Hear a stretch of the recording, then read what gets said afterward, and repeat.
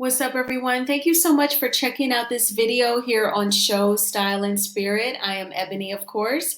As you can see from the title of this video, I want to talk about Sidora from the Real Housewives of Atlanta, the movie that she's in the past, and then how you can almost, pick from it and relate it to her real life.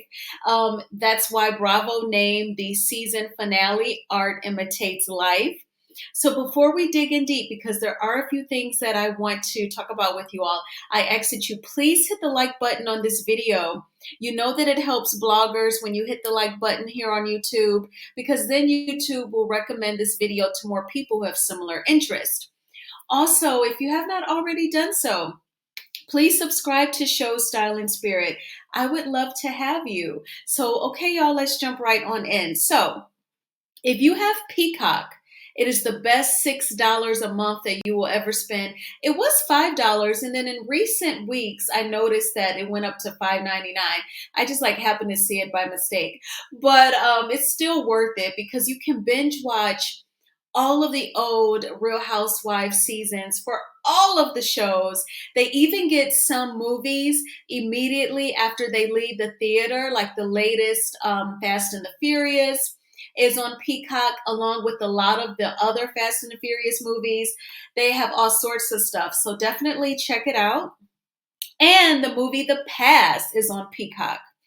Y'all, I watched The Past last night. It was so good. Todd wrote the hell out of that movie. It takes twists and turns, especially the ending. Oh my gosh, what a twist. I did not see that coming. I knew a couple of things. I knew the Erica Peoples character and the husband. I knew they weren't right. But baby, I did not guess that ending. It really shocked me. And the sex scenes are steamy. To me, it's giving if you watch the Power shows, the Power universe, you know how steamy their scenes can be. That was definitely in the past. I have to give it up to Erica Peoples. She did her thing. She can act her tail off. Her and Drew had great chemistry. No shade, just on a professional level for them to be two actresses. They had chemistry. And Drew did her thing as well. I think that she was the perfect fit. I think that Todd and Candy were spot on with the casting. And I think that Drew did play the very positive, bubbly person who probably just had her head in the clouds and didn't really see people for who they were. She had the overbearing mother who was overbearing on purpose because she knew that her daughter wasn't swift when it came to reading people. And so, y'all, it was just really, really good. I don't want to do a lot of spoilers, but definitely check it out. Definitely get your Peacock subscription going on so you can check out this movie. It was great. So now that, I've given you some nuggets, Drew's character, wasn't the best judgment of character, and her mom was overbearing because she knew how her daughter was.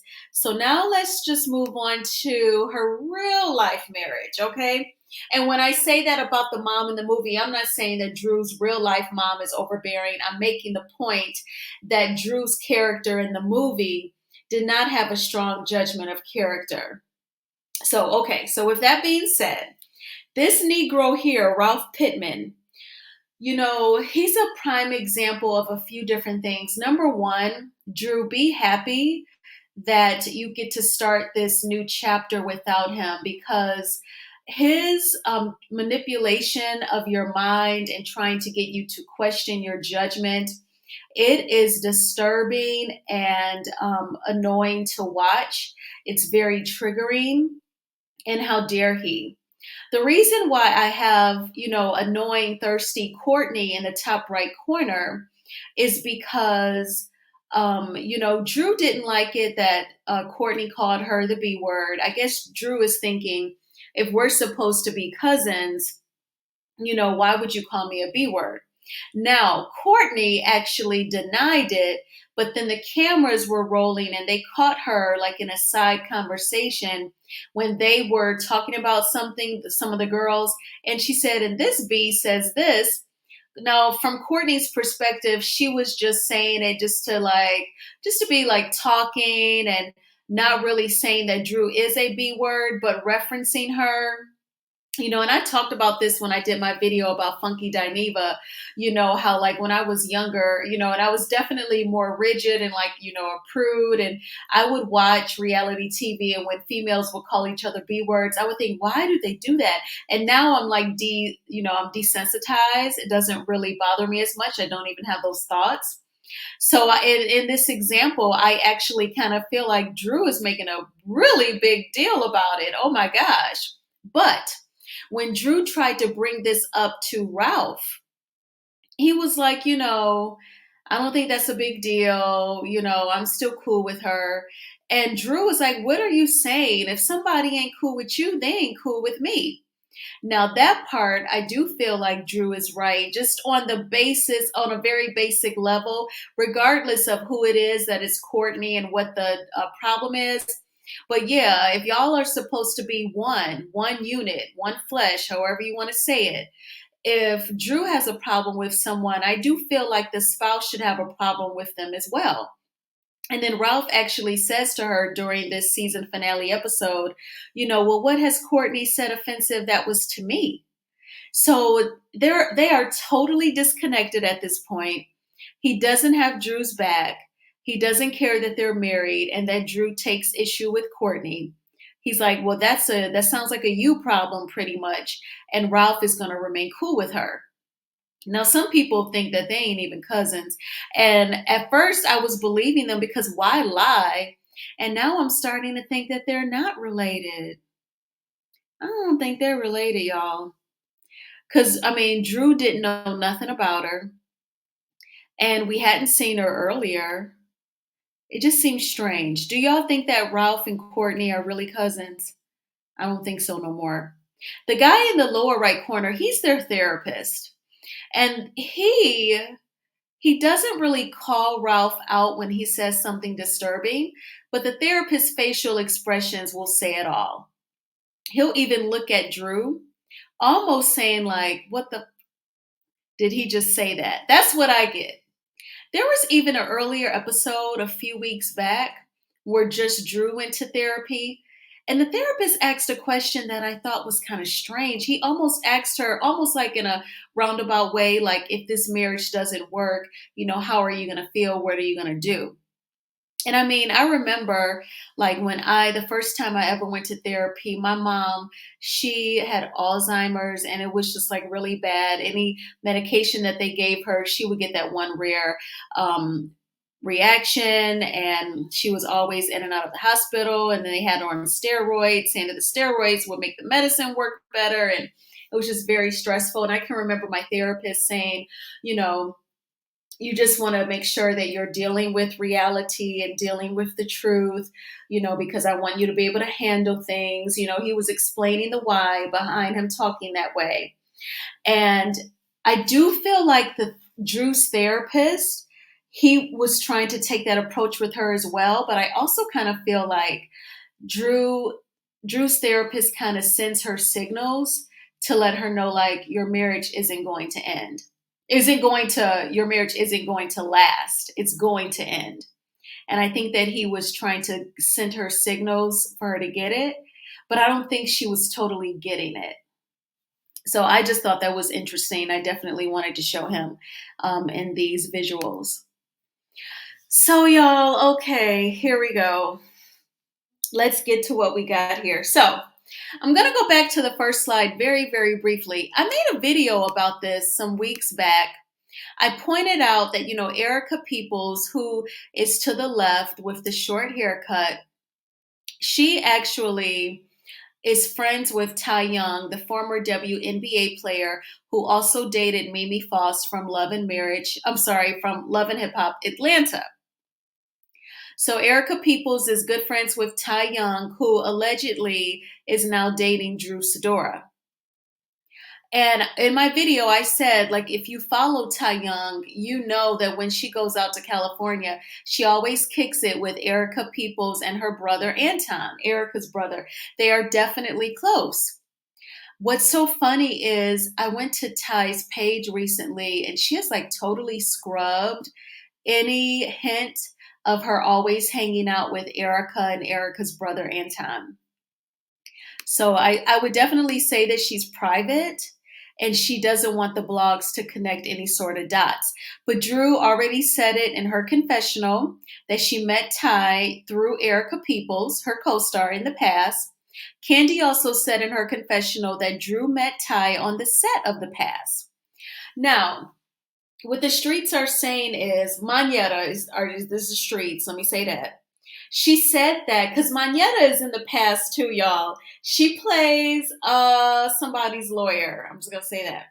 So Manetta is actually saying how they were all joking on set, and Drew actually says if my marriage does not work out with Ralph, shoot, I'm gonna just get with my crush. And Manetta said they were all like, "Girl, who's your crush?" And she said Ty.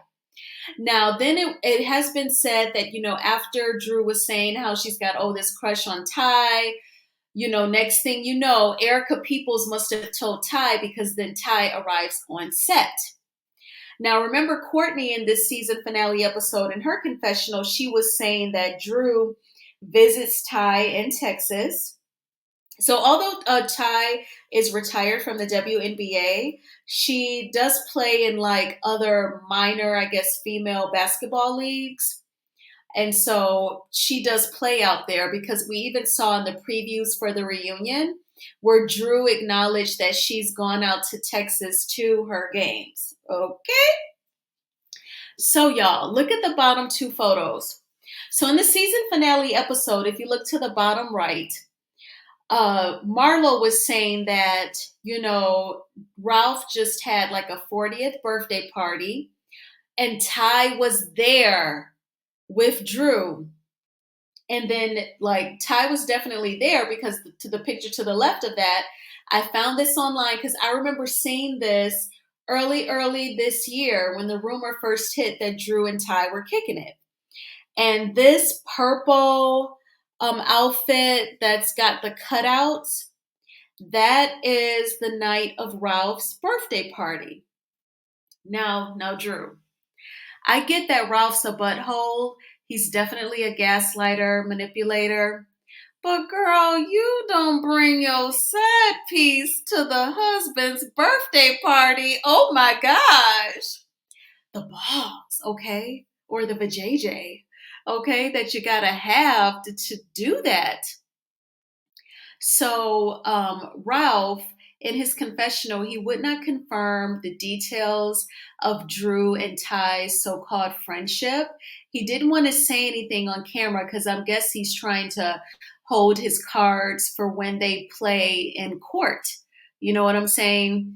But we're going to see at the reunion, I guess there are some text messages between Drew and Ty. And my whole thing is, how the heck did Ralph get those? And Andy Cohen said that they're pretty incriminating. So I guess there was some flirtation going on. I don't know. I don't know how close Drew and Ty are. The reason why I'm bringing that up is because you would have to be really deeply into someone to really just have your text messages be brought out. I think it's gonna be part of discovery on Ralph's behalf in the divorce. And y'all, this is literally like The Past, the movie.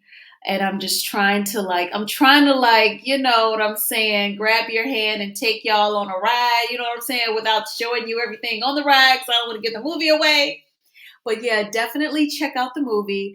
Definitely let me know in the comments what y'all think about Ty and Drew. And I feel like when it comes to the Real Housewives of Atlanta, I'll always try and watch it and support it because I love those old seasons so much. I know that the chemistry is off and it's something that we'll never fully get back. But it's pretty obvious that production really likes Drew. Like that guy, how he was interviewing her in those last scenes when it was time to talk about her divorce. He was so gentle and patient with Drew in his confessional interview for her. And the way, once he was done asking questions, he stood up and just held her hand. it's obvious that they really like her. So regardless of how the viewers interpret her, which I don't have a huge problem with Drew, I think she's funny. Like when she was saying earlier, I'm from Chicago and we don't say SHOOTING. I was just cracking up like, girl, what is wrong with that word? Okay. And I'm from Detroit and I ain't never heard nothing like that. Chicago is just 4 hours away. But I think, some stuff that she says, I think it's funny the way she tries to cap, but it's obviously that production likes her. And I remember Carlos King saying some weeks back on his podcast that he was saying low key, the vision for RHOA was to make it a little younger. He said that was why they first brought on Eva Marcille, and then the vision was to also bring on Drew Sidora because they're both just about 35 years old. So they were going to try and make the show younger. And then I guess that's why they tried to give LaToya Forever a try. But I don't really feel like it's smart when production kind of focuses on the age. I think you should just focus on the person. Because if you focus on the age, you'll forever be casting 30 somethings that are just one season wonders. I actually feel like women who are past the age of 35, 40, and up, they just have a natural knack for reality TV.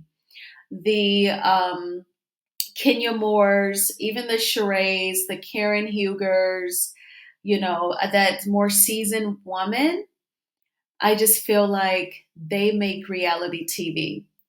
The young girls, it's kind of like that woman to woman song. If you listen to the live production of it, the live version, and she's saying you too young, you don't know what you're doing.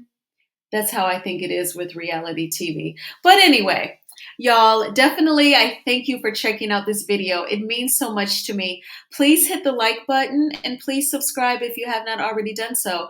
And I will talk with y'all later. Bye.